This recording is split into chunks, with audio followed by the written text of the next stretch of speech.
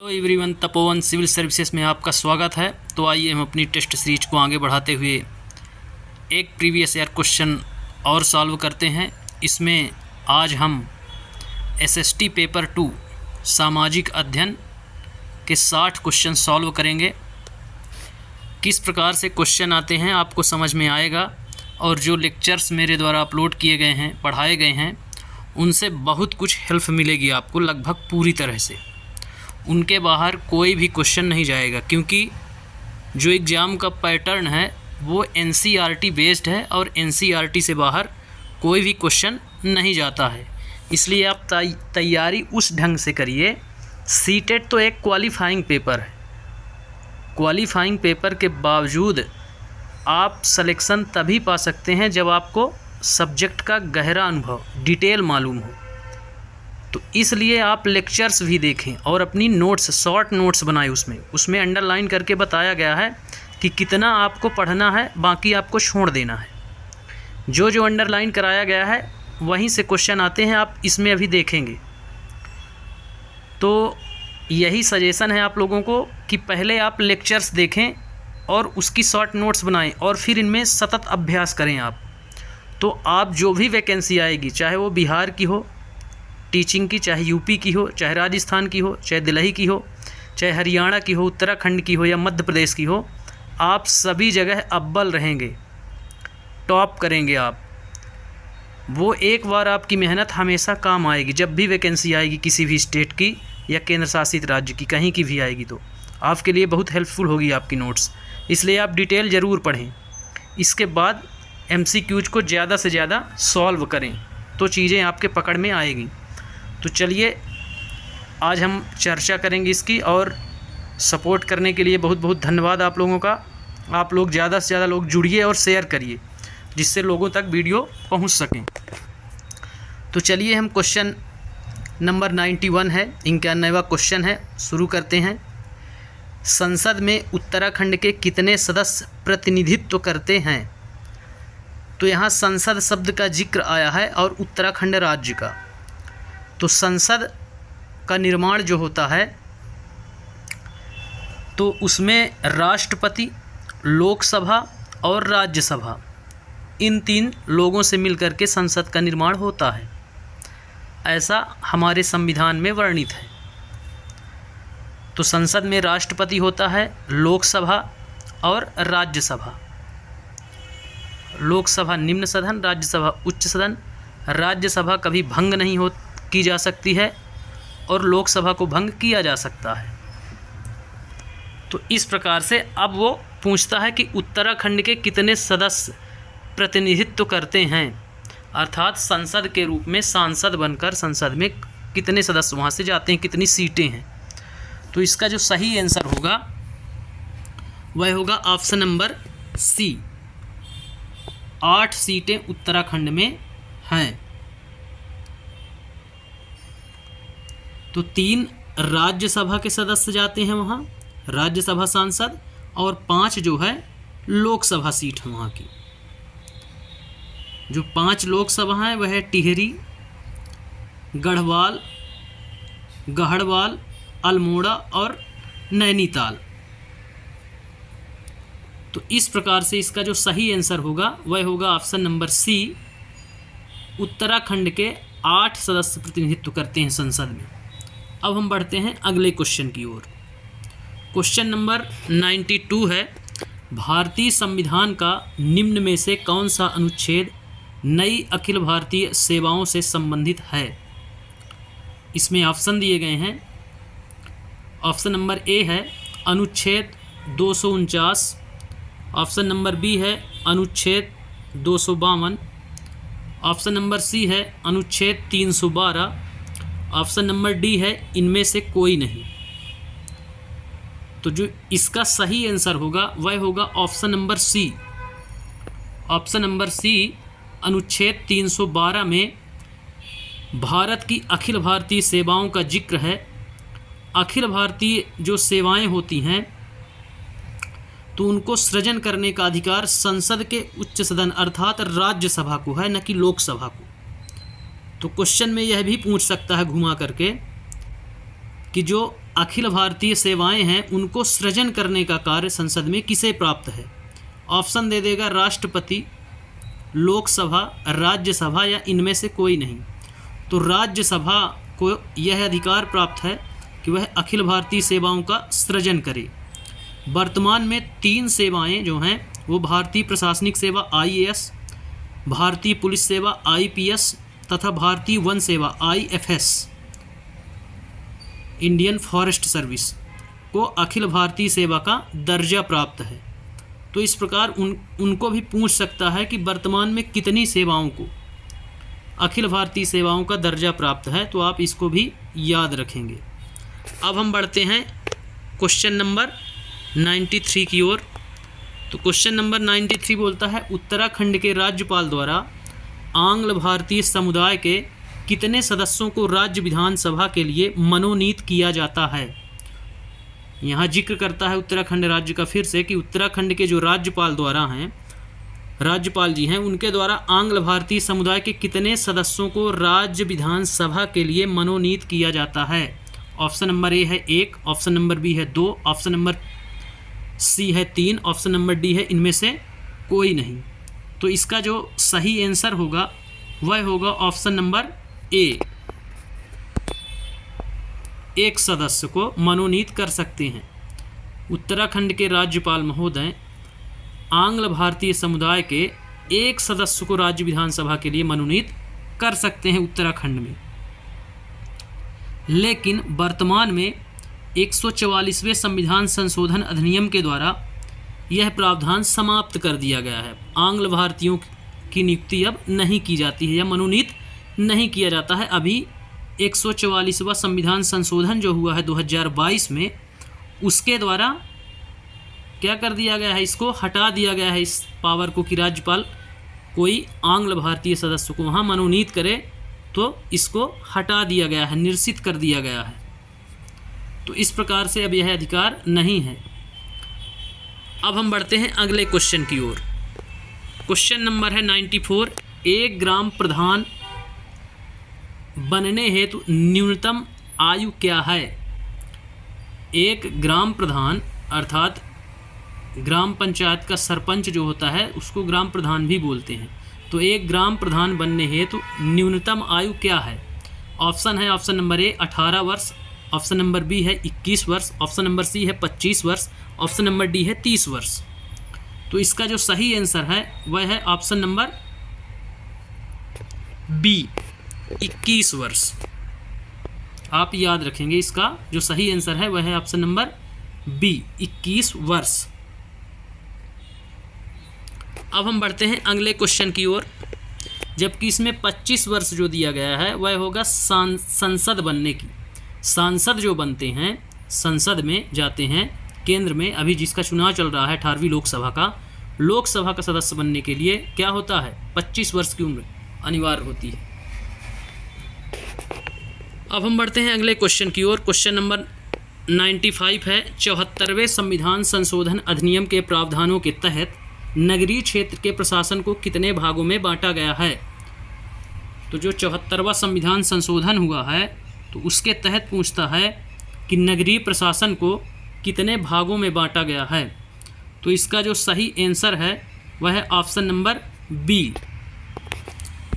Option number B इसका सही answer है, 3 भागों में।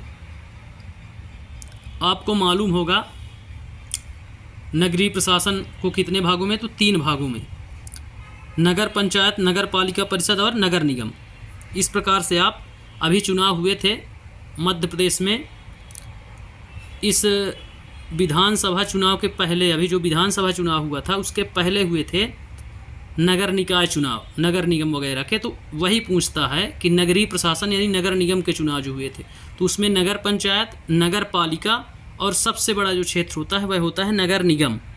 तो 3 क्षेत्रों में त्रिस्तरीय पंचायती राज व्यवस्था जैसे है उसी तरह त्रिस्तरीय पंचायती राज व्यवस्था के अंतर्गत ही नगरीय क्षेत्र का प्रशासन भी आता है। चाहे वो ग्रामीण क्षेत्र का प्रशासन हो या नगरीय क्षेत्र का प्रशासन, दोनों में त्रिस्तरीय चलते हैं, त्रिस्तरीय पंचायतें चलती हैं। तो इस प्रकार से इसका सही आंसर जो होगा वह होगा ऑप्शन नंबर बी। अब हम आते हैं क्वेश्चन नंबर 96 की ओर।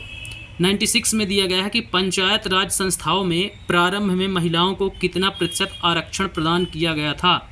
पंचायती राज में पूछ रहा है कि प्रारंभ में महिलाओं को कितने प्रतिशत आरक्षण प्रदान किया गया था। ऑप्शन नंबर ए है 30%, ऑप्शन नंबर बी है 33%, ऑप्शन नंबर सी है 40%, ऑप्शन नंबर डी है 50%।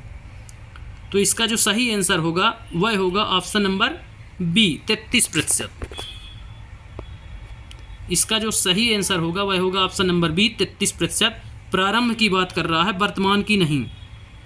वर्तमान में इनको 50% का प्राप्त हो चुका है आरक्षण वर्तमान में अभी, लेकिन प्रारंभ की बात यहाँ की जा रही है। प्रारंभ में महिलाओं को तो प्रारंभ में 33% आरक्षण प्राप्त था, जिसका जिक्र संविधान के अनुच्छेद 243 डी, संविधान के अनुच्छेद 243 डी के तहत पंचायतों में अनुसूचित जातियों, जनजातियों तथा महिलाओं के लिए स्थानों के आरक्षण का प्रावधान है। तो इस प्रकार से इसका सही आंसर होगा ऑप्शन नंबर बी 33%। यदि इसमें जोड़ देता है कि वर्तमान में कितना है तो 50% है। अब हम बढ़ते हैं अगले क्वेश्चन की ओर। क्वेश्चन नंबर 97 है, भारत के संविधान की 12वीं अनुसूची में कितने विषय हैं। तो यहाँ 12वीं अनुसूची में नगर निकाय का जिक्र है और 11वीं में पंचायती राज का जिक्र है। तो यदि आपको मालूम है संविधान, जो लेक्चर्स डाले जा रहे हैं उनको ज़रूर आप देखिए, उनमें ये सारे क्वेश्चन आपको मिल जाएंगे। तो इसका जो ऑप्शन दिया गया है, ऑप्शन नंबर 1 है 18 विषय, ऑप्शन नंबर बी है 15, ऑप्शन नंबर सी है 22, ऑप्शन नंबर डी है 29। तो इसका जो सही आंसर होगा तो वह होगा ऑप्शन नंबर ए 18 विषय। ऑप्शन नंबर ए इसका सही आंसर है, चूँकि 12वीं अनुसूची में 18 विषय हैं जो 74वें संविधान संशोधन द्वारा संविधान में एक नया भाग 9 तथा अनुच्छेद 243 से 243 या तक 18 नए विषय जोड़े गए हैं। तो इस प्रकार आप याद रखेंगे कि जो 12वीं अनुसूची है तो उसमें नगर निगम, नगर प्रशासन का जिक्र है जिसमें 18 विषय हैं, जबकि 11वीं अनुसूची जो है संविधान की 73वां संविधान संशोधन, 12वीं अनुसूची 74वां संविधान संशोधन, वहीं 11वीं अनुसूची 73वां संविधान संशोधन जिसमें पंचायती राज के विषयों का उल्लेख है। तो उसमें 29 विषय हैं। पंचायती राज में ज़्यादा विषय हैं, 29 विषय हैं, जबकि नगर प्रशासन, जो नगरीय प्रशासन व्यवस्था है, उसमें कम विषय हैं, 18 विषय। इस प्रकार से आप याद रख सकते हैं कि गांव को ज़्यादा विषय प्राप्त हैं जबकि शहर या नगर को कम विषय प्राप्त हैं। तो कम विषय प्राप्त हैं और यह 74वां संविधान संशोधन के तहत किया गया था। 12वीं अनुसूची जोड़ी गई थी, जबकि 11वीं अनुसूची जो पंचायती राज से रिलेटेड थी वो 73वें संविधान संशोधन के तहत जोड़ी गई थी। तो इस प्रकार इसका सही आंसर होगा 18 विषय, ऑप्शन नंबर ए। अब हम बढ़ते हैं अगले क्वेश्चन की ओर। क्वेश्चन नंबर है 98, निम्न में से कौन सा सामाजिक अध्ययन विज्ञान की प्रमुख शिक्षण विधि नहीं है। पेडागॉजी से जोड़ दिया गया है इसको। ऑप्शन नंबर ए है व्याख्यान विधि, ऑप्शन नंबर बी है प्रयोगशाला विधि, ऑप्शन नंबर सी है गृह विधि, ऑप्शन नंबर डी है प्रयोजना विधि। इसमें आपको बताना है कि सामाजिक अध्ययन विज्ञान की प्रमुख शिक्षण विधि में से कौन सी नहीं है। तो इसका जो सही आंसर होगा वह होगा ऑप्शन नंबर बी प्रयोगशाला विधि। इसका सही आंसर बी प्रयोगशाला विधि आप केमिस्ट्री फिजिक्स में पढ़ते हैं, सामाजिक अध्ययन में नहीं पढ़ते हैं।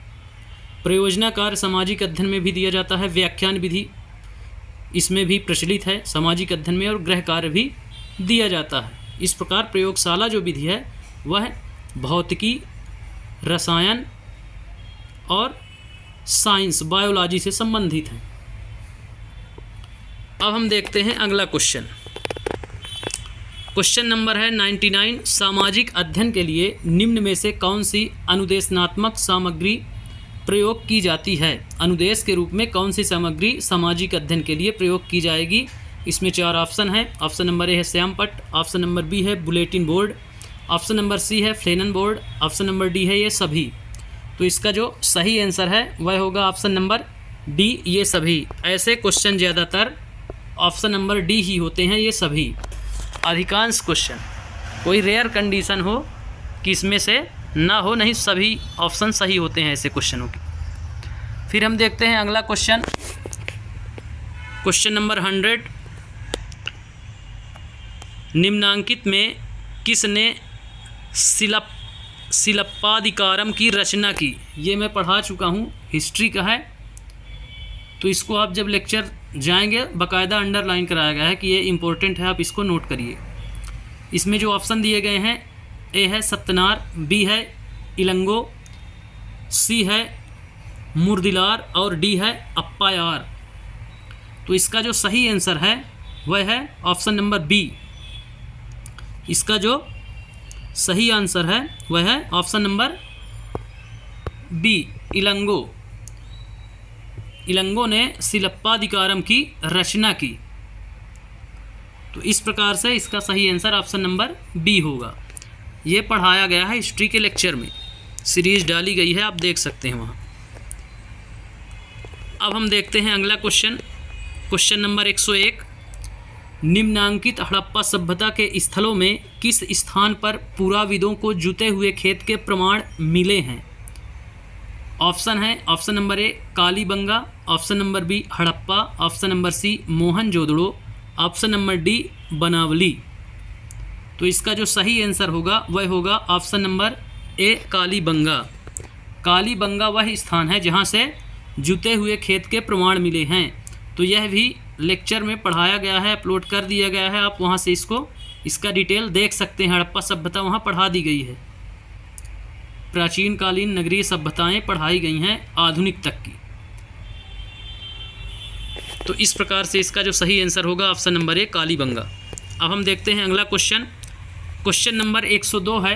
निम्नांकित धातुओं में कौन सी महास्म संस्कृत से संबंधित की है? जो महास्म संस्कृत से संबंधित है, यह इनमें से कौन सी धातु है? ऑप्शन है, ऑप्शन नंबर ए सोना, ऑप्शन नंबर बी चांदी, ऑप्शन नंबर सी तांबा, ऑप्शन नंबर डी लोहा। तो इसका जो सही आंसर होगा वह होगा ऑप्शन नंबर सी तांबा। सही आंसर ऑप्शन नंबर सी है तांबा, जो महास्म या मेगालोथिक संस्कृत से संबद्ध है। तो इस प्रकार महास्म संस्कृत को मेगालोथिक संस्कृत भी कहते हैं, ये आप नोट कर सकते हैं। और तांबा धातु ही ऐसी पहली धातु थी जिससे सर्वप्रथम उपयोग में लाया गया। ये हड़प्पा सभ्यता जब मैं पढ़ाया था उसमें दिया गया है, इसको अंडरलाइन वहाँ कराया गया है। इसीलिए बोलता हूँ कि आप एक बार लेक्चर्स ज़रूर देखें और अपनी खुद की नोट्स बनाएंगे जब, तो आपसे ये चीज़ें कभी नहीं भूलेंगी। फिर कोई भी एग्ज़ाम हो, क्वालिफाइंग एग्ज़ाम के अलावा मेंस के जो एग्ज़ाम होते हैं, किसी भी स्टेट का हो या सेंट्रल गवर्नमेंट का हो, आप उसमें फ्लॉप नहीं हो सकते हैं, टॉप ही रहेंगे। अब हम देखते हैं अगला क्वेश्चन, क्वेश्चन नंबर 103 है। निम्नलिखित में कौन सी भाषा अभिलेखों में प्रयुक्त प्राचीनतम भाषा मानी जाती है? वह कौन सी भाषा है प्राचीनतम भाषा जो अभिलेखों में प्रयुक्त की गई थी? अभिलेखों में भी प्राचीनतम सबसे पहले जो उपयोग में की गई थी। ऑप्शन दिए गए हैं, ऑप्शन नंबर ए है संस्कृत, ऑप्शन नंबर बी है पाली, ऑप्शन नंबर सी है प्राकृत, ऑप्शन नंबर डी है अपभ्रंश। तो इनका क्रम ही है, ये भी पढ़ाया गया है। अशोक के काल के और वैदिक काल के सभी काल के बताए गए हैं कि किन भाषा का उपयोग कब कब हुआ है। एक कालानुक्रम है, वो कालानुक्रम सहित बताया गया है आपको। तो लेक्चर्स में जब जाएंगे आप तो मिल जाएगा आपको। तो इसका जो सही आंसर होगा वह होगा ऑप्शन नंबर सी प्राकृत भाषा। अशोक यानी मौर्य काल से अभिलेखों का चलन हुआ था। उस समय बुद्ध, महात्मा बुद्ध थे जिन्होंने आम भाषा प्राकृत भाषा जिससे लोगों को समझ में आए अपने उपदेश भी दिए थे। प्रथम उपदेश पढ़ाया गया है आपको, सारनाथ उत्तर प्रदेश वाराणसी में दिया गया था। और उसी समय प्राकृत भाषा में अभिलेखों का क्या हुआ, लेखन कार्य शुरू हुआ। अब हम देखते हैं अगला क्वेश्चन, क्वेश्चन नंबर 104 है। निम्नांकित में किसने भारत में सर्वप्रथम सोने के सिक्के जारी किए थे?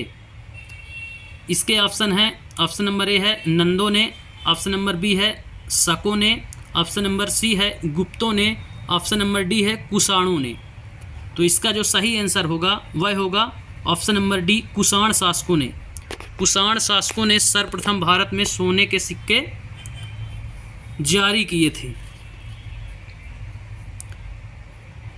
तो इस प्रकार से कुषाण शासक इसका सही आंसर होगा। अब हम देखते हैं अगला क्वेश्चन। क्वेश्चन नंबर 105 है, निम्नांकित में वह कौन शासक था जिसने द्वितीय सदी ईस्वी में सुदर्शन झील का पुनर्निर्माण करवाया था। इसमें द्वितीय ईस्वी की बात हो रही है, ईसा पूर्व की नहीं, ईस्वी की, कि सुदर्शन झील का पुनर्निर्माण, निर्माण नहीं पुनर्निर्माण अर्थात जीर्णोद्धार करवाया होगा। तो इसमें ऑप्शन दिए गए हैं। ऑप्शन नंबर ए है नहपान, ऑप्शन नंबर बी है रुद्रदामन, ऑप्शन नंबर सी है कनिष्क, ऑप्शन नंबर डी है हुविस्क। तो इसका जो सही आंसर है वह है ऑप्शन नंबर बी रुद्रदामन। इसका सही आंसर है ऑप्शन नंबर बी रुद्रदामन, जो एक शक शासक था। मौर्य काल के मौर्योत्तर काल में शकों का शासन आया, उसका एक शासक था रुद्रदामन, जिसने सुदर्शन झील का क्या करवाया, जीर्णोद्धार करवाया या पुनर्निर्माण करवाया था। तो इस प्रकार से इसका जो सही आंसर होगा वह है रुद्रदामन। और इसका निर्माण किसने करवाया था, तो इसका निर्माण मौर्य वंश के जो संस्थापक राजा थे चंद्रगुप्त मौर्य, तो पुष्यगुप्त वैश्य उनका गवर्नर था, तो उनके निर्देश पर उनका गवर्नर इसका निर्माण, तो ये मौर्य काल में इसका निर्माण हुआ। और जीर्णोद्धार या पुनर्निर्माण जस्ट मौर्य काल समाप्त हुआ और शक शासक, शक संवत शुरू हुआ, शकों का शासन। तो रुद्रदामन शक शासक थे, इन्होंने सुदर्शन झील का पुनर्निर्माण करवाया। तो इसका सही आंसर ऑप्शन नंबर बी होगा। अब हम देखते हैं अगला क्वेश्चन। क्वेश्चन नंबर है 106, निम्नांकित में किस जातक कथा में बुद्ध को उनके पूर्व जन्म में चांडाल के रूप में पहचाना गया है। इसमें 4 जातक कथाएं दी गई हैं, इनमें से आपको बताना है कि कौन सा या कौन सी ऐसी जातक कथा है जिसमें उनको चांडाल के रूप में पहचाना गया है। ऑप्शन नंबर ए है मातंग जातक, ऑप्शन नंबर बी है कुक्कुट जातक, ऑप्शन नंबर सी है रोमक जातक, ऑप्शन नंबर डी है मुनिक जातक। तो इसका जो सही आंसर होगा वह होगा ऑप्शन नंबर ए मातंग जातक। मातंग जातक कला में उनको चांडाल के रूप में पहचाना गया है। तो इसका जो सही आंसर होगा वह होगा ऑप्शन नंबर ए। अब हम बढ़ते हैं अगले क्वेश्चन की ओर। क्वेश्चन नंबर 107 है, निम्नांकित में किन नदियों के मध्य रायचूर दोआब स्थित है। इसके जो ऑप्शन है, option number A Krishna Kaveri, option number B Krishna Godavari, option number C Krishna Tungabhadra, option number D Krishna Narmada. तो एलिमिनेशन जब आप करेंगे तो इसमें से बहुत सी नदियां कट जाएंगी। जैसे नर्मदा ये पश्चिम की ओर, कृष्णा पूर्व की ओर, कभी मिलाप हो ही नहीं सकता। एलिमिनेशन मेथड आप अपनाइए तो ज़्यादा क्वेश्चन सही कर सकते हैं। इसका जो सही आंसर होगा वह होगा ऑप्शन नंबर सी है कृष्णा तथा तुंगभद्रा नदी के मध्य। इसका जो सही answer option number C Krishna और तुंगभद्रा नदी, इनके मध्य में रायचूर दोआब स्थित है, जो अत्यंत उपजाऊ है। अब हम बढ़ते हैं अगले क्वेश्चन की ओर। क्वेश्चन नंबर 108, निम्नांकित में कौन मुगल काल में वह भूमि का प्रकार था जिसे 3-4 वर्षों तक बिना खेती के छोड़ दिया जाता था। पूछता है कि मुगल काल में भूमि का ऐसा कौन सा प्रकार था जिसे 2-4 वर्षों के लिए क्या कर दिया जाता था, छोड़ दिया जाता था। इसमें ऑप्शन दिए गए हैं। ऑप्शन नंबर ए है पोलज, ऑप्शन नंबर बी है परती, ऑप्शन नंबर सी है चाचर, ऑप्शन नंबर डी है बंजर। तो इसका जो सही आंसर होगा वह होगा option number C. Option number C होगा इसका सही आंसर, चाचर भूमि। इसका जो आंसर होगा वह होगा चाचर भूमि, जिसे 3-4 वर्षों तक बिना बोए छोड़ दिया जाता था। वहीं पोलज भूमि की यदि बात करें तो जिस पर हर वर्ष खेती की जाती थी उसको बोलते थे क्या, पोलज भूमि। जबकि परती भूमि जो दिया गया है ऑप्शन बी में, तो भूमि बुवाई ना करके उसे उर्वरता प्राप्त करने के लिए क्या किया जाता था, छोड़ दिया जाता था बिना बोए, तो उसको बोल दिया जाता था परती भूमि। जैसे झूम कृषि वाले करते हैं, कुछ दिन कृषि किए, जब अनुपजाऊ हो गई छोड़ के दूसरी जगह चले गए, इस प्रकार से परती भूमि। लेकिन बंजर भूमि की यदि बात करें तो यह सबसे लंबे समय तक पड़ी रहती थी बिना बोए। बंजर नाम ही है बंजर भूमि। तो इस प्रकार से इसका सही आंसर होगा चाचर भूमि। अब हम देखते हैं अगला क्वेश्चन। क्वेश्चन नंबर 109 है, निम्नांकित में किस पुस्तक का मुगल काल में रज्मनामा के नाम से अनुवाद किया गया? तो इसमें ऑप्शन दिए गए हैं। ऑप्शन नंबर ए है रामायण, ऑप्शन नंबर बी है योग वशिष्ठ, ऑप्शन नंबर सी है महाभारत, ऑप्शन नंबर डी है पंचतंत्र। इसका जो सही आंसर होगा वह होगा option number C Mahabharat. Mahabharat को रज्मनामा के नाम से अनुवादित किया गया है। मुगल काल की बात है, मुगल काल के शासकों ने इसको करवाया था, महाभारत को रज्मनामा के नाम से। तो इस प्रकार से इसका सही आंसर जो होगा वह होगा रज्मनामा। इसको फैजी ने अनुवादित किया था। अकबर कालीन कवि थे, अकबर के निर्देश पर फैजी ने इसको अनुवादित किया था महाभारत को रज्मनामा के नाम से। अब हम देखते हैं अगला क्वेश्चन। अगला क्वेश्चन 110 नंबर है, निम्नांकित में किसने आलमगीरनामा अर्थात औरंगजेब के शासन के प्रारंभिक 10 साल के इतिहास का संकलन किया? आलमगीरनामा, आलमगीर उसको बोलते ही थे, औरंगजेब का नाम ही था आलमगीर। तो इसमें ऑप्शन दिए गए हैं। ऑप्शन नंबर ए है Mohammad Kazim, option number B है Khafi Khan, option number C है Mutamid Khan, option number D है अब्दुल समंद। तो इसका जो सही आंसर है वह है option number A. Option number A Mohammad Kazim इसका सही आंसर होगा। यह मुगल कालीन जो है ऐतिहासिक कृतियों में से एक है, आलमगीर नामा। तो अब हम देखते हैं अगला क्वेश्चन। क्वेश्चन नंबर 111 है, निम्नांकित में किसके लिए अंग्रेज़ों ने 1832 में दामिन ए कोह नामक भू क्षेत्र की सरहद बंदी की थी? किस नाम से?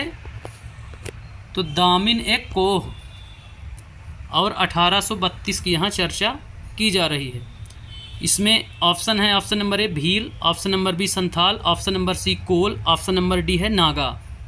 इनमें से किनके लिए सरहद बंदी की व्यवस्था की गई थी अंग्रेज़ों द्वारा? दामिन ए कोह। तो इसका जो सही आंसर होगा वह होगा option number B. Option number B इसका सही आंसर होगा। किनके लिए? संथालों के लिए। तो संथाल जब आप हो, मुंडा, उराव, संथाल, ये सब झारखंड के जनजातियां हैं।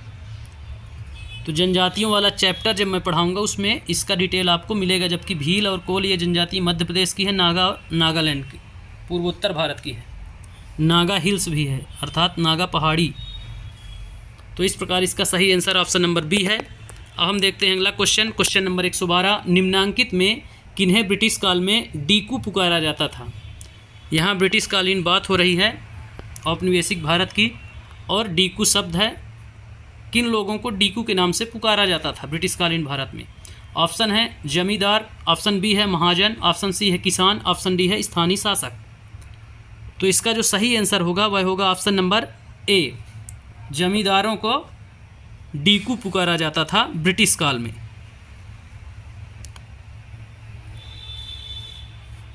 जबकि डीकू शब्द आदिवासी लोग बाहरी लोगों के लिए किया करते थे। तो यहाँ ब्रिटिश काल में डीकू पुकारा जाता था जमींदारों को। अब हम बढ़ते हैं अगले क्वेश्चन की ओर। क्वेश्चन नंबर है 113, निम्नांकित में किसने अवध के राज्य के विषय में कहा था कि यह एक ऐसी चेरी है जो एक दिन हमारे मुंह में आ जाएगी? यह एक ऐसी चेरी है जो एक दिन हमारे मुंह में आ जाएगी, ऐसा किसने कहा अवध राज्य के विषय में?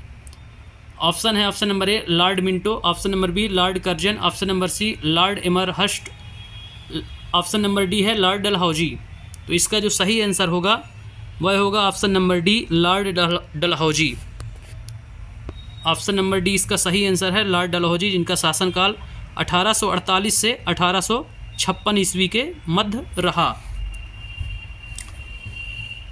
तो इस प्रकार से इसका सही आंसर जो होगा वह होगा ऑप्शन नंबर डी। अब हम देखते हैं अगला क्वेश्चन। क्वेश्चन नंबर है 114, निम्नांकित में कौन सा स्थान बंगाल सेना की नर्सरी कहा जाता था? 4 स्थानों के नाम हैं उनमें से क्वेश्चन पूछता है कि इनमें से कौन सा स्थान है जो बंगाल सेना की नर्सरी कहा जाता था। ऑप्शन नंबर ए है बैरकपुर, ऑप्शन नंबर बी है अवध, ऑप्शन नंबर सी है मेरठ, ऑप्शन नंबर डी है कानपुर। इसका जो सही आंसर होगा वह होगा ऑप्शन नंबर बी, अवध को बंगाल की सेना की नर्सरी कहा जाता था। इसका जो सही आंसर होगा option number B, Awadh. Awadh को ही बंगाल सेना की नर्सरी कहा जाता था। अब हम देखते हैं अगला क्वेश्चन। क्वेश्चन नंबर 115 है, निम्नांकित में किस वर्ष राजधानी कलकत्ता से दिल्ली स्थानांतरित की गई। 4 वर्ष दिए गए हैं ऑप्शन में, उनमें से पूछता है कि किस वर्ष राजधानी जो है कलकत्ता से दिल्ली स्थानांतरित कर दी गई। ऑप्शन नंबर ए है वर्ष 1909, ऑप्शन नंबर बी है वर्ष 1910, ऑप्शन नंबर सी है वर्ष 1911, ऑप्शन नंबर डी है वर्ष 1912। तो इसका जो सही आंसर है वह होगा option number C. Option number C इसका सही आंसर होगा। वर्ष 1911 में, चूँकि बंगाल विभाजन में दिल्ली दरबार का आयोजन हुआ था, जब विरोध हुआ था बंगाल विभाजन का 1905 में, उसके बाद 1911 में दिल्ली दरबार का आयोजन जिसमें रद्द करना पड़ा था उनको, तो उस समय वायसराय जो था वह लॉर्ड हार्डिंग था 1911 में, जो दिल्ली के भव्य दरबार का आयोजन इंग्लैंड के सम्राट जॉर्ज पंचम एवं मैरी के स्वागत में किया गया था। उसी समय क्या हुआ, राजधानी कलकत्ता से दिल्ली स्थानांतरित कर दी गई। तो इसका जो सही आंसर होगा वह होगा 1911।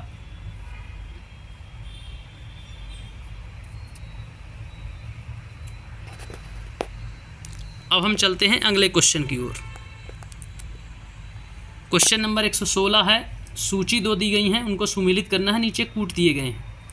तो सूची 1, सूची सेकंड, सूची फर्स्ट और सेकंड अब देखते हैं। ए प्राकृतिक संसाधन, बी नवीकरणीय संसाधन, सी अनवीकरणीय संसाधन, ऑप्शन डी है मानव निर्मित संसाधन। इधर दिए गए हैं वायु, पवन ऊर्जा, प्राकृतिक गैस, प्रौद्योगिकी। तो जो प्राकृतिक संसाधन है, नवीकरणीय संसाधन जिनका नवीकरण किया जा सके जैसे पवन ऊर्जा हो गई, अनवीकरणीय जिनका नवीनीकरण न किया जा सके प्राकृतिक गैस, मानव निर्मित संसाधन प्रौद्योगिकी हो गई, जबकि प्राकृतिक संसाधन में वायु आएगी। अब देखते हैं नीचे कूट, आप मिला सकते हैं इसको। इसका जो सही आंसर होगा तो वह होगा ऑप्शन नंबर डी। इसका सही आंसर ऑप्शन नंबर डी होगा। ऑप्शन नंबर डी, प्राकृतिक संसाधन वायु, नवीकरणीय संसाधन पवन ऊर्जा, अनवीकरणीय संसाधन प्राकृतिक गैस और मानव निर्मित प्रौद्योगिकी कहलाती है। सीधे सीधे आप मिला सकते हैं, आपको कहीं भी नहीं भटकना है। तो इसका जो सही आंसर है ऑप्शन नंबर डी। अब हम देखते हैं अगला क्वेश्चन। क्वेश्चन नंबर 117 है, जनसंख्या परिवर्तन के 3 मुख्य कारक हैं। यहाँ पे जनसंख्या परिवर्तन के कारक पूछ रहा है। ऑप्शन देता है ऑप्शन नंबर ए जन्म, मृत्यु और विवाह, ऑप्शन नंबर बी है प्रवास, जन्म और मृत्यु, ऑप्शन नंबर सी है विवाह, प्रवास और जन्म, ऑप्शन नंबर डी है अप्रवास, जन्म और उत्प्रवास। इसमें पूछ क्या रहा है कि जनसंख्या परिवर्तन के 3 मुख्य कारक आपको बताना है। तो इसका जो सही आंसर होगा वह होगा ऑप्शन नंबर बी। ये पढ़ाया जा चुका है, ऑप्शन नंबर बी इसका सही आंसर होगा। प्रवास, जन्म और मृत्यु, ये तीनों कारक जनसंख्या को परिवर्तित कर देते हैं। प्रवास, एक स्थान से दूसरे स्थान तक पर आना जाना, उसको प्रवास बोलेंगे। जन्म और मृत्यु, प्रति 1000 व्यक्तियों पर जन्मे शिशु जन्म दर कहते हैं, और इसी प्रकार प्रति 1000 पर मरने वाले शिशुओं को मृत्यु दर कहते हैं। तो ये तीनों जनसंख्या के परिवर्तन के 3 मुख्य कारक हैं। विवाह कोई कारक जनसंख्या परिवर्तन का नहीं है।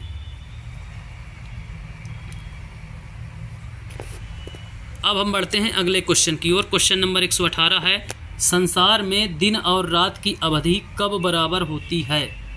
ऑप्शन है, ऑप्शन नंबर ए है 21 मार्च और 23 दिसंबर, ऑप्शन नंबर बी है 23 मार्च और 21 सितंबर, ऑप्शन नंबर सी है 21 मार्च और 23 सितंबर, ऑप्शन नंबर डी है 22 मार्च और 22 सितंबर। इसमें दिन रात बराबर अवधि के कब होंगे। तो इस पर चर्चा ज्योग्राफी के प्लेलिस्ट में आप जब जाएंगे तो वहाँ पे आपको मिल जाएगा अक्षांश देशांतर में, उसमें एकदम पूरा डिटेल मिलेगा आपको, किस दिन बराबर होंगे, किस दिन ज़्यादा बड़ा दिन होगा उत्तरी गोलार्ध में, कौन सा दिन दक्षिणी गोलार्ध में, या किस डेट पर दक्षिणी गोलार्ध में, कब सूर्य उत्तरायण आएगा, कब सूर्य दक्षिणायन जाएगा, दोनों के अयनांत दिए गए हैं, कर्क और मकर रेखाएं दिए गए हैं, उष्ण कटिबंध सभी कटिबंध तीनों दिए गए हैं। तो वहाँ पूरा डिटेल है, तो वहाँ आपको ज़्यादा बेहतर ढंग से आप पकड़ पाएंगे क्वेश्चन को। तो इसका जो सही आंसर है वह होगा ऑप्शन नंबर सी, 21 मार्च और 23 सितंबर को 21 मार्च और 23 सितंबर को दिन रात बराबर होते हैं। तो इस प्रकार से इसका सही आंसर ऑप्शन नंबर सी होगा। अब हम देखते हैं अगला क्वेश्चन। क्वेश्चन नंबर 119 है, द्वीपीय महाद्वीप किसे कहा जाता है। द्वीपीय महाद्वीप यहाँ चर्चा हो रही है द्वीपीय महाद्वीप की। ऑप्शन है option number A Antarctica, option number B Madagascar, option number C है आइसलैंड, ऑप्शन नंबर डी है ऑस्ट्रेलिया।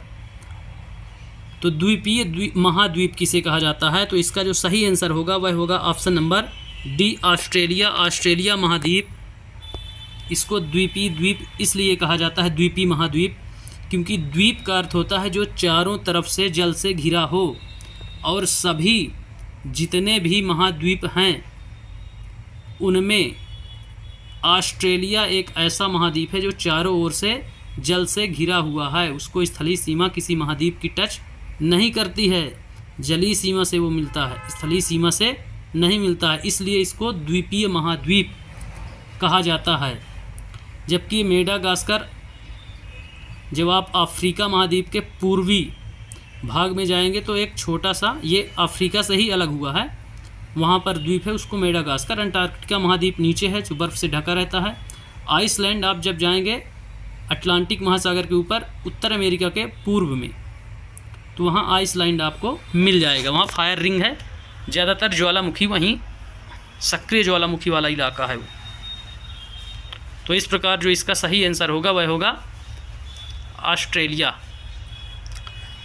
अब हम देखते हैं अगला क्वेश्चन। क्वेश्चन नंबर है 120, विश्व की सबसे पुरानी बलित पर्वत श्रृंखला है। विश्व की सबसे पुरानी की बात हो रही है, तो इसमें जो ऑप्शन दिए गए हैं, ए काराकोरम, बी सतपुड़ा, सी अरावली, डी हिमालय। तो इसका जो सही आंसर होगा वह होगा ऑप्शन नंबर सी, विश्व की सबसे पुरानी जो बलित पर्वत है वह है हमारी अरावली पर्वत, राजस्थान। इसकी सबसे ऊंची चोटी जो है माउंट आबू में स्थित गुरु शिखर, जिसकी ऊंचाई 17-22 मीटर है। तो इसको भी आप याद रखेंगे। तो सबसे पुरानी है, जबकि हिमालय अभी नवीन बलित पर्वत है वो। और यदि इसमें क्वेश्चन चेंज करता है तो विश्व की जो सबसे पुरानी बलित पर्वत पूछ रखा है, इसको सबसे पुराना अवशिष्ट पर्वत भी बोल सकता है वो। तो इस शब्दावली को भी आप ध्यान रखेंगे, उसमें भी आंसर अरावली ही होगा। बाकी हिमालय का ही ये पार्ट है काराकोरम। सतपुड़ा विंध्य का पार्ट है जो भारत को उत्तर एवं दक्षिण दो भागों में विभाजित करता है। ऐसा भी क्वेश्चन आता है कि कौन सी पर्वत श्रृंखला भारत को उत्तर एवं दक्षिण दो भागों में विभाजित करती है या जल विभाजक का कार्य करती है उत्तर एवं दक्षिण के, तो वह है कौन सी। सतपुड़ा रेंज किस में है, विंध्याचल पर्वत का हिस्सा है। तो विंध्याचल पर्वत माला जो है, सॉरी, विंध्याचल के नीचे सतपुड़ा जो नर्मदा नदी बीचों बीच बहती है, नर्मदा के उत्तर में विंध्याचल पर्वत श्रृंखला है, जबकि दक्षिण में ये है सतपुड़ा श्रृंखला। उसके बाद आ जाता है हरिश्चंद्र रेंज, ये महाराष्ट्र की। तो इस प्रकार इसको आप देख पाएंगे। अब हम बढ़ते हैं अगले क्वेश्चन की ओर। क्वेश्चन नंबर 121 है, भारत के साथ कितने देशों की सीमाएं जुड़ी हैं। ऑप्शन है option number A 6, option number B 7, option number C 8, option number D 9। इसमें से आपको बताना है कि भारत के साथ कितने देशों की सीमाएं जुड़ी हुई हैं। तो इसका जो सही आंसर होगा वह होगा ऑप्शन नंबर बी, 7 देशों की सीमाएं भारत को टच करती हैं या जुड़ी हुई हैं। इसमें से बांग्लादेश है, चीन है, पाकिस्तान है, नेपाल है, म्यांमार है, भूटान है और अफ़गानिस्तान है। उत्तर पूर्व उत्तर पश्चिम की बात करें तो अफ़गानिस्तान और पाकिस्तान है। वहीं पूर्व की उत्तर की बात करें तो चाइना है। पूर्वोत्तर में यदि बात करें तो आपका म्यांमार आ जाएगा। और नीचे पूर्वोत्तर के उत्तर दक्षिण पूर्व की यदि बात करें या पूर्व की ही बात करें तो वहाँ पे आप पश्चिम बंगाल के नीचे जब आप जाएंगे बांग्लादेश मिलेगा। वहीं उत्तर में नेपाल भूटान भी आपको पड़ोसी देश के रूप में जुड़े हुए मिलेंगे। उसके ऊपर फिर चाइना मिलेगा। तो सर्वाधिक सीमाएं भी पूछ दी जाती हैं। तो सर्वाधिक बांग्लादेश की 4096.7 किलोमीटर, और सबसे कम यदि पूछा जाए तो अफ़गानिस्तान 106 किलोमीटर। इसको भी आप याद रखेंगे। अब हम बढ़ते हैं अगले क्वेश्चन की ओर। क्वेश्चन नंबर 122 है, निम्नलिखित में से कौन सा कथन सत्य है। इसमें 4 कथन दिए गए हैं, फिर कूट दिए गए हैं। इनमें से कौन से कथन सत्य हैं वो आपको बताना है। ऑप्शन नंबर 1 है रेगिस्तान केवल गर्म होते हैं। ऑप्शन नंबर बी है सेकंड है रेगिस्तान केवल ठंडे होते हैं। ऑप्शन नंबर 3 है लद्दाख एक प्रकार का रेगिस्तान है। ऑप्शन नंबर 4 है सहारा एक प्रकार का रेगिस्तान है। इसमें कूट दिए गए हैं, सत्य कथन वो पूछ रहा है। इसमें से कूट दिए गए हैं केवल 1 और 4। ऑप्शन बी है केवल 3 और 4। ऑप्शन सी है केवल 4। ऑप्शन डी है इनमें से कोई नहीं। तो ये लेक्चर पढ़ाया गया है, हिस्ट्री का लेक्चर है। तो उसमें रेगिस्तान में जीवन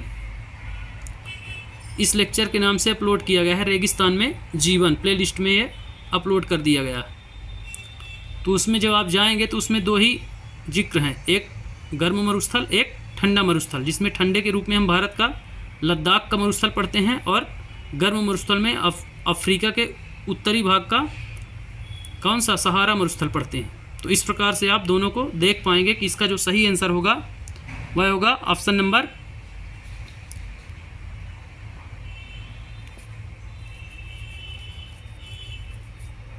बी 3 और 4। लद्दाख एक प्रकार का रेगिस्तान है, सहारा एक प्रकार का रेगिस्तान है।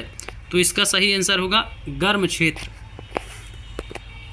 ऑप्शन नंबर ए इसका सही आंसर होगा। केवल 1 और 4 रेगिस्तान केवल गर्म होते हैं और सहारा एक प्रकार का क्या है रेगिस्तान है। बिल्कुल सही हैं दोनों।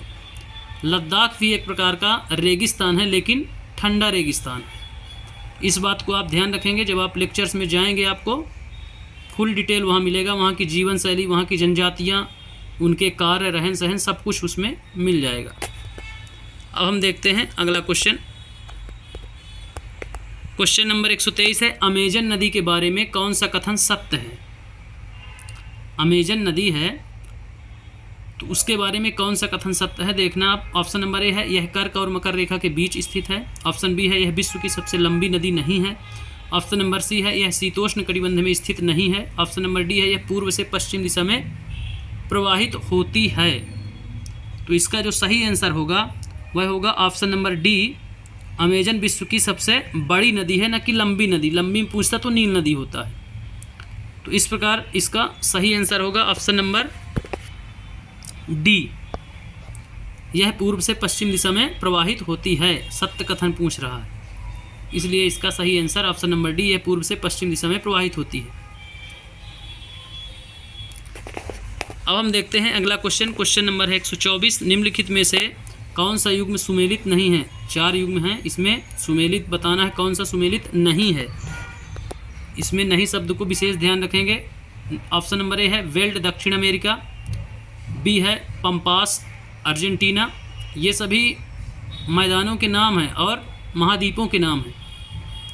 वेल्ड दक्षिण अमेरिका, बी पंपास अर्जेंटीना, सी है डाउन्स ऑस्ट्रेलिया और डी है स्टेपी मध्य एशिया।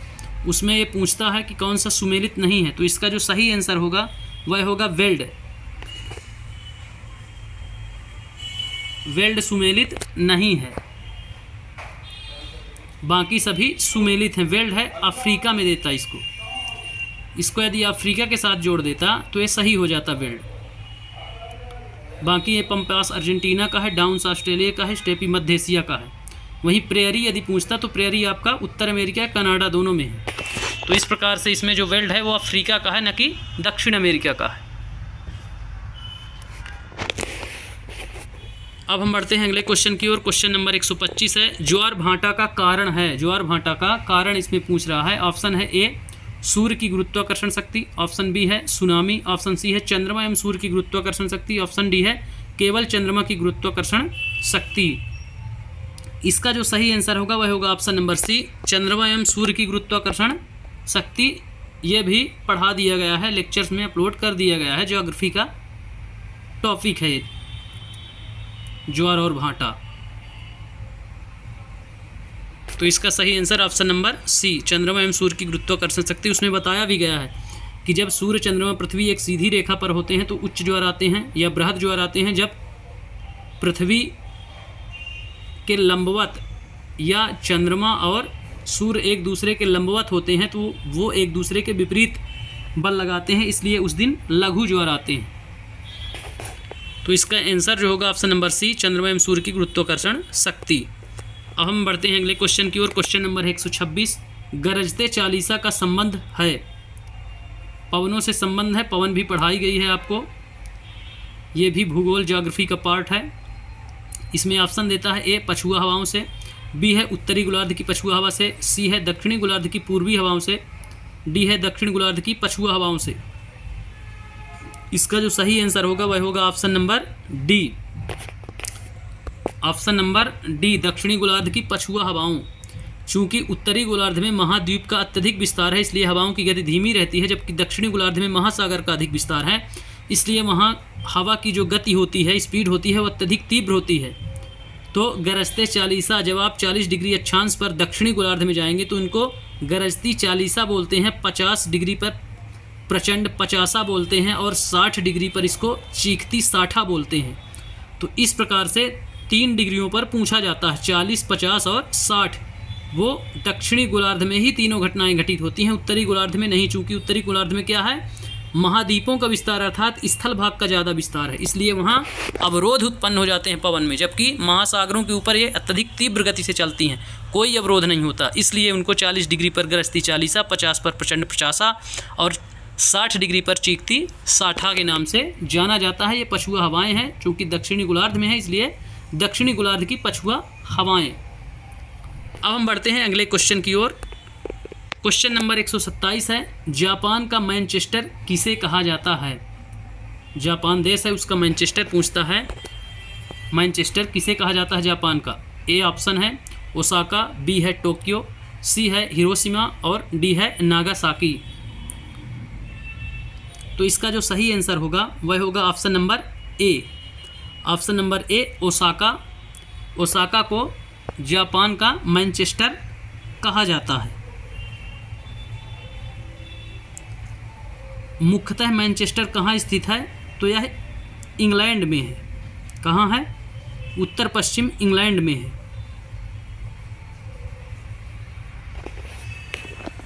और दुनिया का पहला औद्योगिक शहर है वो, इंग्लैंड का जो है मैनचेस्टर। तो जापान का मैनचेस्टर यानी औद्योगिक क्षेत्र ओसाका है। अब हम बढ़ते हैं अगले क्वेश्चन की ओर। क्वेश्चन नंबर 128 है, इसमें अभिकथन और तर्क दिया गया है। कथन कहता है ए, ऊंचाई के साथ तापमान में कमी आती है। तर्क अब बोलता है आर, ऊंचाई के साथ वायुमंडल के घनत्व में भिन्नता आती है। अब इसमें कूट दिए गए हैं, निम्नलिखित कूट से सही उत्तर का चयन कीजिए। ऑप्शन नंबर ए है ए और आर दोनों सही हैं और आर ए की सही व्याख्या है। बी है ए और आर दोनों सही हैं, आर ए की सही व्याख्या नहीं है। सी है ए सही है और आर गलत है। डी है ए गलत है और आर सही है। तो इसका जो सही आंसर होगा वह होगा option number B, option number B इसका सही आंसर होगा। ए और आर दोनों सही हैं परंतु आर ए की सही व्याख्या नहीं है। हैं दोनों सही, ऊंचाई के साथ साथ तापमान में कमी आती है, ये भी पढ़ाया गया है आपको। लेक्चर्स जब सुनेंगे उसमें बताया गया है कि प्रति किलोमीटर पर 6.5 डिग्री सेल्सियस क्या होता है, तापमान कम हो जाता है, या 100 मीटर या 165 मीटर में 1 डिग्री सेल्सियस तापमान कम होता जाता है। तो इसमें जलीय चक्र में भी बताया गया है और अलग से भी बताया गया है। ऊंचाई के साथ वायुमंडल के घनत्व में भी भिन्नता आती है, चूँकि नीचे ही ज़्यादातर नाइट्रोजन ऑक्सीजन इनका प्रतिशत लगभग 99% दो ही हैं, 78 वो और 21 ऑक्सीजन। तो इस प्रकार से ये क्षोभ मंडल में ही पाई जाती हैं। जैसे जैसे आप वायुमंडल में ऊपर जाएंगे इनका घनत्व क्या होगा, विरल होती जाएंगी ये। तो इस प्रकार से वायुमंडल के घनत्व में भिन्नता आती है परंतु ये तापमान से इनका ताल्लुकात नहीं है, इसलिए हैं दोनों सही लेकिन व्याख्या सही नहीं है। तो इसका जो आंसर होगा वह होगा ऑप्शन नंबर बी। अब हम बढ़ते हैं अगले क्वेश्चन की ओर। क्वेश्चन नंबर 129 है, कौन सा विकल्प जनसंख्या घनत्व के सही आरोही क्रम को दर्शाता है? आरोही अर्थात बढ़ता क्रम, पहले छोटा फिर उससे बड़ा फिर उससे बड़ा फिर सबसे बड़ा। तो आरोही क्रम पूछता है जनसंख्या घनत्व। ऑप्शन नंबर ए है दक्षिण मध्य एशिया, पूर्वी एशिया, दक्षिण पूर्वी एशिया। ऑप्शन नंबर बी है पूर्वी एशिया, दक्षिण पूर्वी एशिया या दक्षिण मध्य एशिया। ऑप्शन नंबर सी है दक्षिण पूर्वी एशिया, पूर्वी एशिया, मध्य एशिया। फिर ऑप्शन नंबर डी पूर्वी एशिया, दक्षिण मध्य एशिया, दक्षिण पूर्वी एशिया। तो इसका जो सही आंसर होगा वह होगा option number C. Option number C इसका सही आंसर होगा। पहले आएगा दक्षिण पूर्वी एशिया, फिर आएगा पूर्वी दक्षिण मध्य एशिया। इसका जो सही आंसर होगा वह होगा दक्षिण पूर्वी एशिया, फिर पूर्वी दक्षिण, फिर मध्य एशिया। इस प्रकार से इसका सही आंसर ऑप्शन नंबर सी आएगा। अब हम देखते हैं अगला क्वेश्चन। क्वेश्चन नंबर 130 है, इनमें से कौन प्रमुख यामोत्तर है? इसका बहुत बढ़िया डिटेल आपको अक्षांश एवं देशांतर पढ़ाए गए हैं ज्योग्राफी के सब्जेक्ट में, तो आप वहाँ देख सकते हैं। उसमें कर्क रेखा, मकर रेखा, यामोत्तर रेखा, भारत की मानक समय रेखा, इनका सभी का जिक्र बेहतरीन डिटेल में बताया गया है। तो इसमें ऑप्शन है, ऑप्शन नंबर ए 180 डिग्री पूर्वी देशांतर, ऑप्शन नंबर बी है 0 डिग्री देशांतर, ऑप्शन नंबर सी है 0 डिग्री अक्षांश, ऑप्शन नंबर डी है 180 डिग्री पश्चिमी देशांतर। इसमें प्रमुख यामोत्तर रेखा की बात हो रही है, तो इसका जो सही आंसर होगा वह होगा ऑप्शन नंबर बी, 0 डिग्री देशांतर रेखा को प्रधान यामोत्तर रेखा या प्रमुख यामोत्तर रेखा कहा जाता है। तो इसका सही आंसर होगा ऑप्शन नंबर बी, 0 डिग्री देशांतर को प्रमुख यामोत्तर रेखा माना जाता है।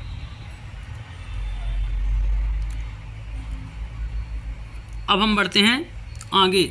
इसका जो जिक्र है तो ये ग्रीनविच रेखा भी कहते हैं, इंग्लैंड से गुजरती है ग्रीनविच रेखा। इससे विश्व के क्या लोकेशन का निर्धारण किया जाता है, समय का। इसके पूर्व के पूर्वी देशांतर, पश्चिम के पश्चिमी देशांतर।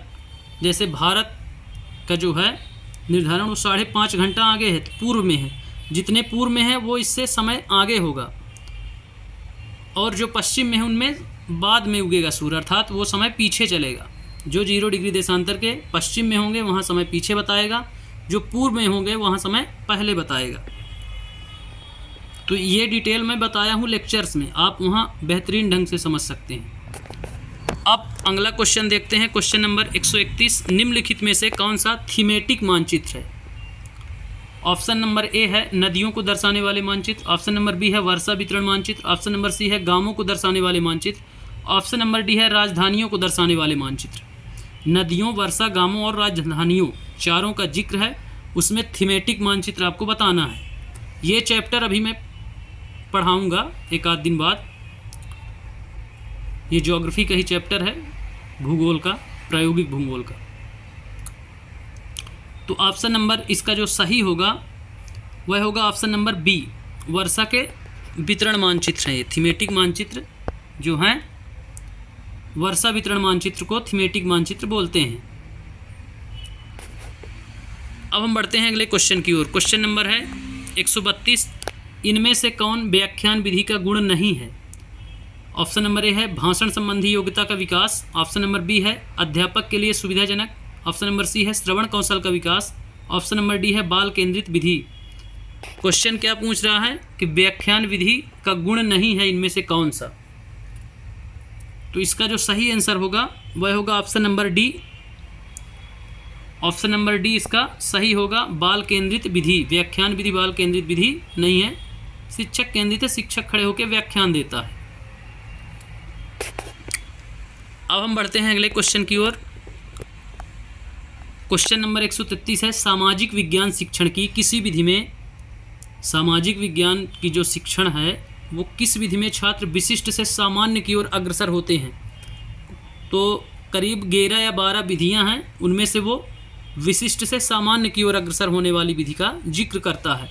ऑप्शन देता है, ऑप्शन नंबर ए है आगमन विधि, ऑप्शन नंबर बी है निगमन विधि, ऑप्शन नंबर सी है स्रोत विधि, ऑप्शन नंबर डी है प्रयोजना विधि। तो आपको बताना है कि विशिष्ट से सामान्य की ओर इनमें से कौन सी विधि लागू होगी। तो इसका जो सही आंसर है वह होगा ऑप्शन नंबर ए, आगमन विधि। आगमन विधि विशिष्ट से सामान्य की ओर, अर्थात उदाहरण से नियम की ओर। तो इस प्रकार इसका जो सही आंसर होगा वह होगा ऑप्शन नंबर ए, आगमन विधि। अब हम बढ़ते हैं अगले क्वेश्चन की ओर। क्वेश्चन नंबर 134 है, हार्वर्ड उपागम किससे संबंधित है। ऑप्शन नंबर ए है प्रोजेक्ट विधि, बी है भ्रमण योजना, सी है पाठ योजना, डी है स्रोत विधि। हार्वर्ड महोदय के हार्वर्ड उपागम का जिक्र है। पूछता है ये किससे संबंधित है, किस विधि से या किस योजना से संबंधित है। तो इसका जो सही आंसर है वह होगा ऑप्शन नंबर सी।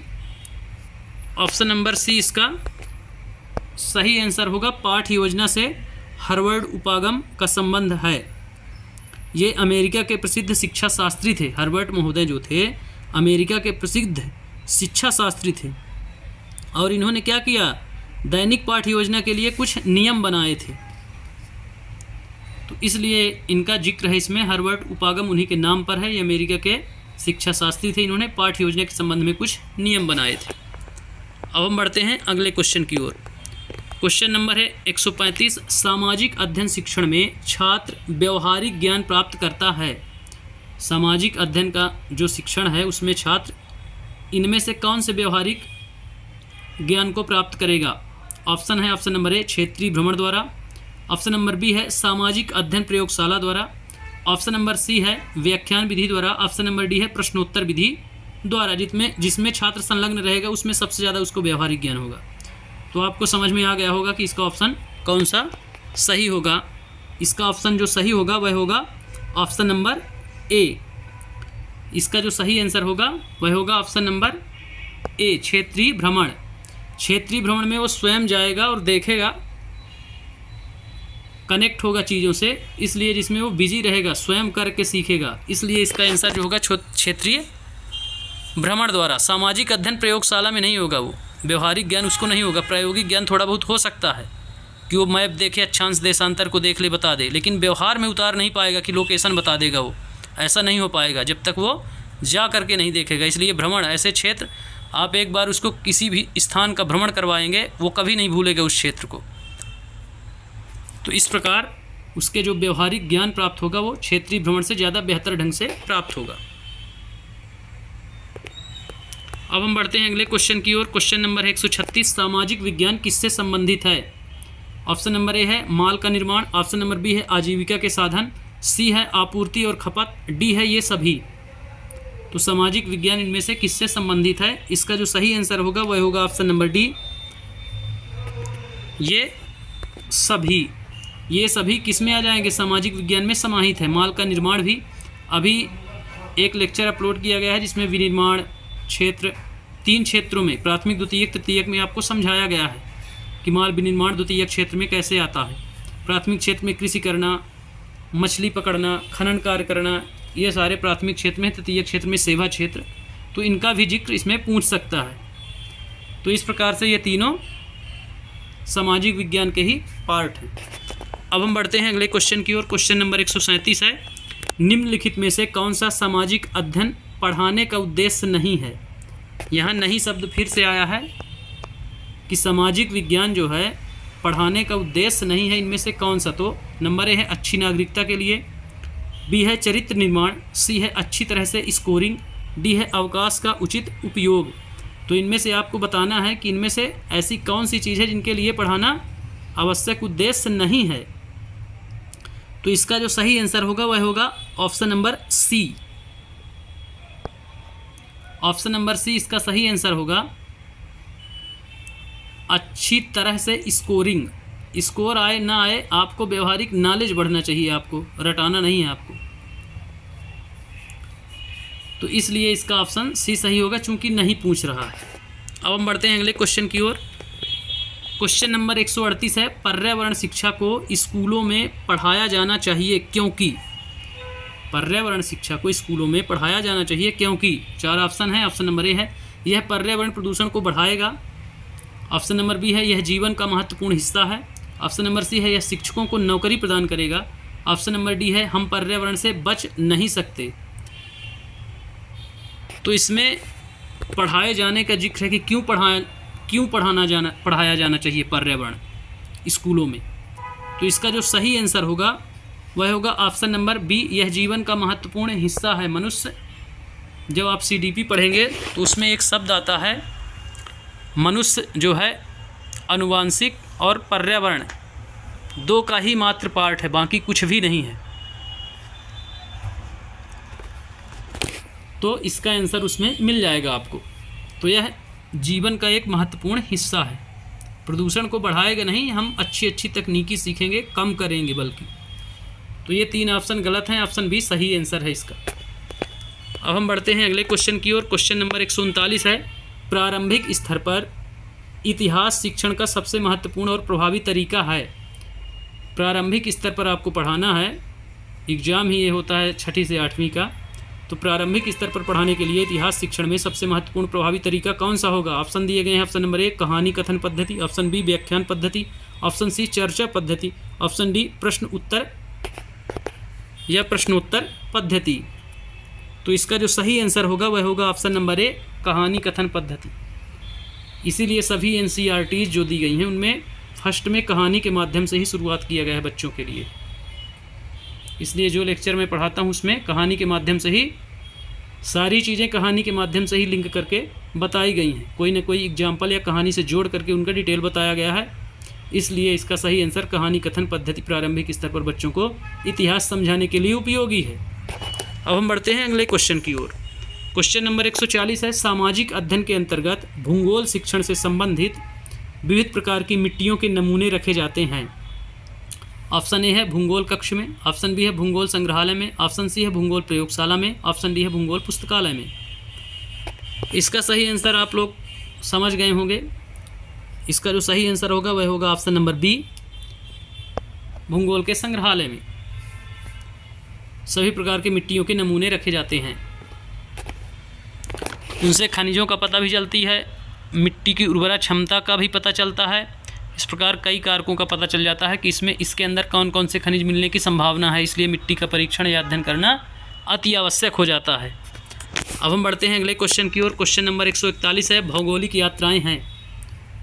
प्राचीन भूगोलवेत्ताओं के बारे में जब आप पढ़ेंगे उच्च कक्षाओं में, जब आप कॉलेज में यदि आप पढ़े होंगे, जो व्यक्ति MA किया होगा ज्योग्राफी से, यदि आप MA करते हैं तो उसमें भौगोलिक विचारधाराएं हैं, जिसमें चिर संवत काल, फिर अंधयुग अरब भूगोलवेत्ता, इस प्रकार से फिर पुनर्जागरण काल जर्मन भूगोलवेत्ता, फिर उसके बाद फ्रांसीसी, फिर ब्रिटेन, फिर अमेरिकन, इस प्रकार उनका क्रम है।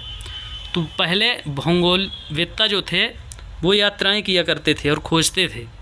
तो इसमें दिया गया है भौगोलिक यात्राएं हैं प्रायोगिक सामग्री, दृश्य सामग्री, क्रियात्मक सामग्री, इनमें से कोई नहीं। तो इसका जो सही आंसर है वह होगा option number C. Option number C इसका सही आंसर होगा, क्रियात्मक सामग्री है वो। यदि यात्रा हो रही है तो क्रिया हो रही है। बड़ी बड़ी खोज इसी से हुई हैं, यात्राओं से। तो इसका सही आंसर ऑप्शन नंबर सी, क्रियात्मक सामग्री है। अब हम बढ़ते हैं अगले क्वेश्चन की ओर। क्वेश्चन नंबर 142, संविधान सभा द्वारा किस तिथि को संविधान अपनाया गया?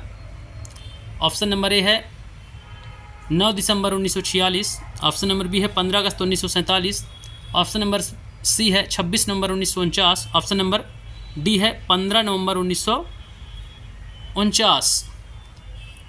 तो ये आंसर भी आपको मालूम होना चाहिए। इसका जो सही आंसर होगा वह होगा ऑप्शन नंबर सी, 26 नवंबर 1949। मिति मार्ग शीर्ष शुक्ला सप्तमी संवत 2006 विक्रमी को एतद द्वारा अपनाया गया। तो मैं संवत बता दिया आपको, संवत 2006 था, 26 नवंबर 1949।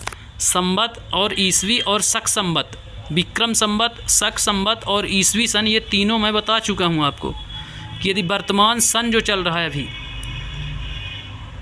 इसमें यदि आप क्या करेंगे,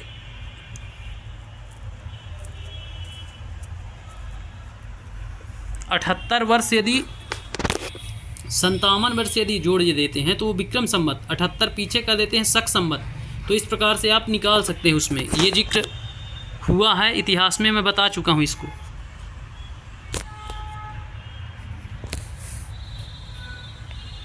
अब हम बढ़ते हैं अगले क्वेश्चन की ओर। क्वेश्चन नंबर 143 है, संसदात्मक शासन व्यवस्था में वास्तविक कार्यपालिका शक्ति होती है। ऑप्शन है, ऑप्शन नंबर ए संसद में, ऑप्शन नंबर बी राजा में, ऑप्शन नंबर सी नौकरशाही में, ऑप्शन नंबर डी मंत्रिपरिषद में। तो यहाँ संसदात्मक शासन व्यवस्था की बात हो रही है, राजतंत्रात्मक की नहीं हो रही है। तो इसका जो सही आंसर होगा वह होगा ऑप्शन नंबर ए।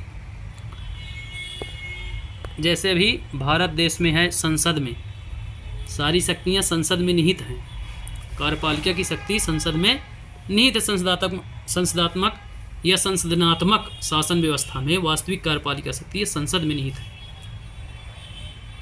नौकरशाही सिर्फ नौकर हैं, भले वो कलेक्टर हैं मगर वो नौकर ही हैं, राजतंत्र अब है नहीं। अब हम बढ़ते हैं अगले क्वेश्चन की ओर। क्वेश्चन नंबर 144 है, भारतीय नागरिकों की 6 स्वतंत्रताएं रखी गई हैं। अब इसमें अनुच्छेद दिए गए हैं। 144 क्वेश्चन बोलता है कि भारतीय नागरिकों के लिए 6 स्वतंत्रताओं का जिक्र है। ये मौलिक अधिकार का पार्ट है। इसमें पूछता है कि जो 6 स्वतंत्रताएं दी गई हैं किस अनुच्छेद के तहत दी गई हैं। ऑप्शन नंबर ए है अनुच्छेद 14 से 18, फिर ऑप्शन नंबर बी है अनुच्छेद 19 में, ऑप्शन नंबर सी है अनुच्छेद 14 से 35, ऑप्शन नंबर डी है अनुच्छेद 21 से 26। तो इसका जो सही आंसर होगा वह होगा option number B. Option number B अनुच्छेद 19 में 6 प्रकार की स्वतंत्रताओं का जिक्र है। 19 ए, बी, सी, डी, ई, एफ, जी एक निश्चित है, इनमें से 7 हैं, 7 थे, एक निश्चित हो गया है जो संपत्ति का अधिकार था, जिसे अब कानूनी अधिकार बनाकर 300 का में जोड़ दिया गया है या 301 में रख दिया गया है उसको। अब मूल अधिकार 6 है ना, पहले 7 थे, उसमें से 19 है जिसमें 6 स्वतंत्रताओं का वर्णन है। 19 में 6 स्वतंत्रताओं का वर्णन है, जिसमें ए, बी, सी, डी, ई, एफ, जी उनमें पार्ट में डिवाइड किया गया है। उसमें से ए में जो है वाक् एवं व्यक्ति या प्रेस की स्वतंत्रता या बोलने की स्वतंत्रता उसको बोलते हैं। बी में क्या है, शांतिपूर्वक क्या करने की, सभा करने की स्वतंत्रता है। और 19 सी में संघम, संघ या सहकारी समिति बनाने की स्वतंत्रता है। जबकि 19 डी में देश के किसी भी क्षेत्र में आने जाने की स्वतंत्रता है, पूरे देश में यानी भ्रमण करने की स्वतंत्रता है आपको। फिर यदि ई की बात करें तो देश के किसी भी क्षेत्र में निवास करने या बस जाने की स्वतंत्रता है, आप कहीं भी प्लॉट लेके निवास कर सकते हैं देश के अंदर।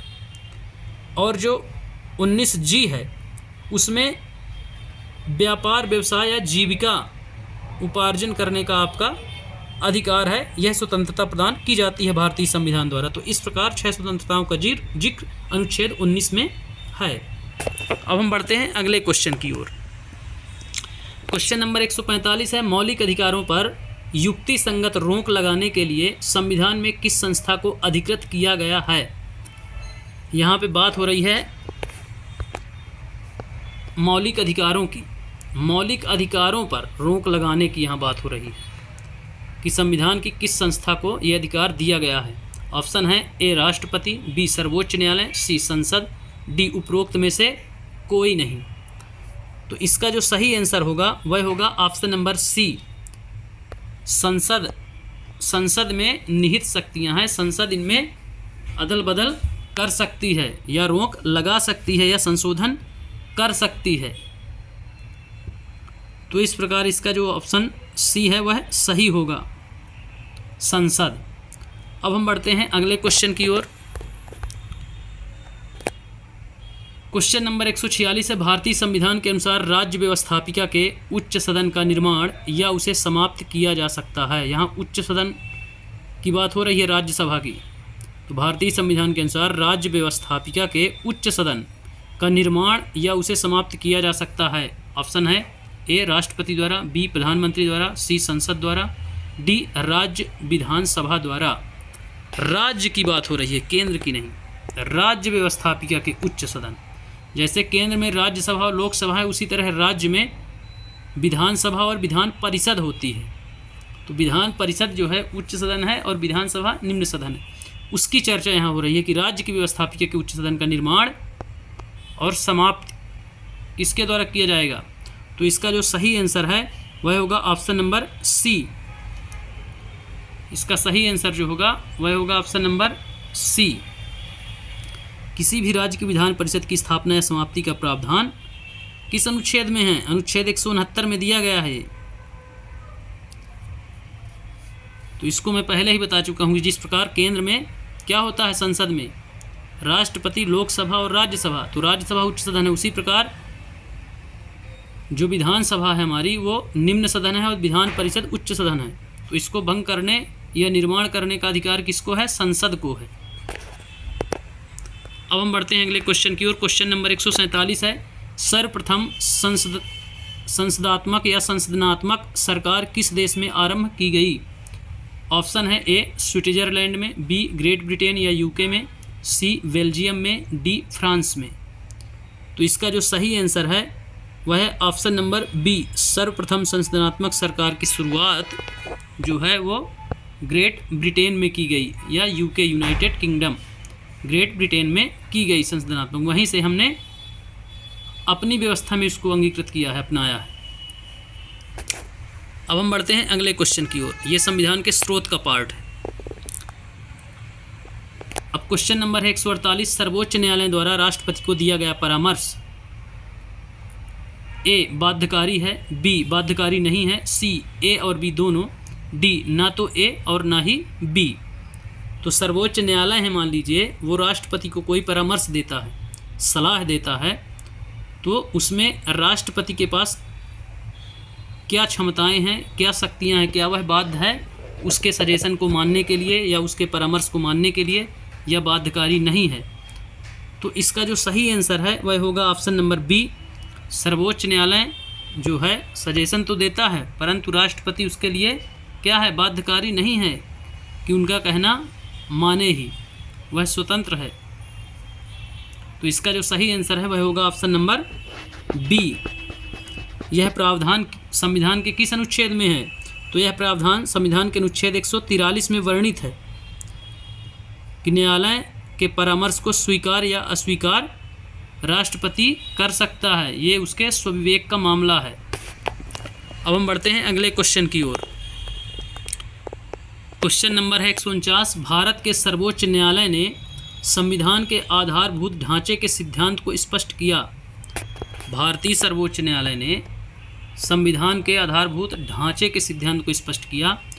ए है गोलकनाथवाद 1967 में, बी है केशवानंद भारतीवाद 1973 में, सी है शंकरी प्रसादवाद 1951 में, डी है सज्जन सिंहवाद 1965 में।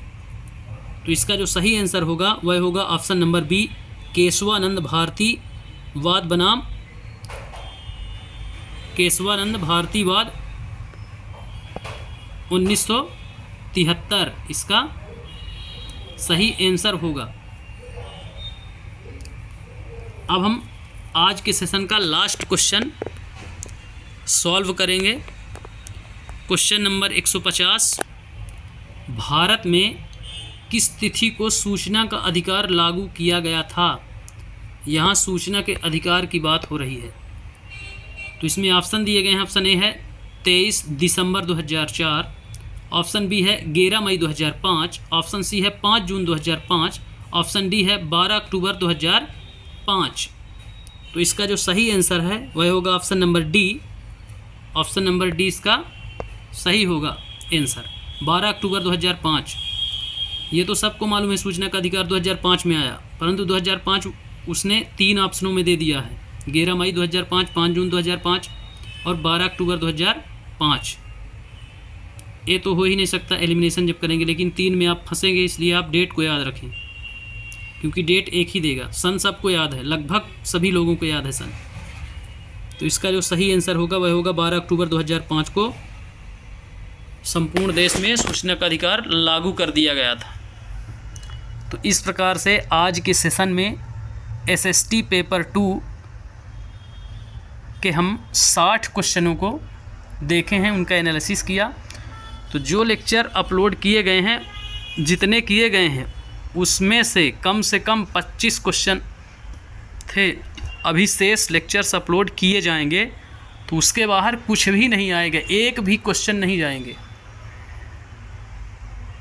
तो इसलिए आप लोग लेक्चर्स को बढ़िया आराम से एक बार सुनिए, फिर नोट्स बनाइए और फिर टेस्ट सीरीज सतत अभ्यास करिए, बार बार अभ्यास करिए। जितनी बार ज़्यादा बार अभ्यास करेंगे आप, उतनी बार परिणाम के लिए आप बेहतर ढंग से तैयार रहेंगे, और जिसका परिणाम आपको जुलाई के एग्ज़ाम में दिखेगा। इसी के साथ धन्यवाद। कल फिर होगी मुलाकात।